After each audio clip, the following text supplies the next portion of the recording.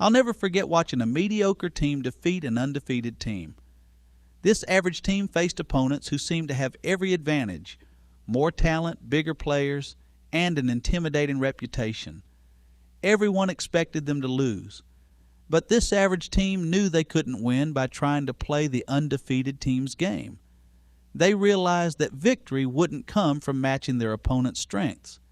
Instead, they built a plan around who they were. They slowed the game down, protected the ball, and played with immense patience. They had a strategy, and they stuck with it. Possession became their power. Discipline became their defense. Patience became their weapon. The final score was 6-4. It wasn't flashy, but they won. This stayed with me because it reminds us that life is not always won by the one with the most obvious advantages. Sometimes victory belongs to the one who trusts God, stays disciplined, follows the plan, and refuses to believe an undefeated problem is impossible to defeat. Don't let the size of your challenge convince you the outcome is decided. God doesn't always need us to be the biggest or strongest.